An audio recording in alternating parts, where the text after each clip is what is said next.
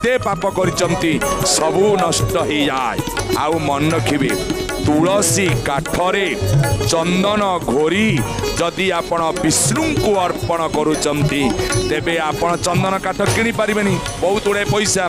तेबे चंदन काठ ठारू तुलसी काठरे जदि चंदन घोरी किनी महाप्रभु को आपण अर्पण करुचंती आपण को नर्क नुहे स्वर्ग टिकेट कर सालानी आपणकर स्वर्ग रे आपण रहिबे महाप्रभु पाखरे वैकुंठत्व प्राप्ति हेबे।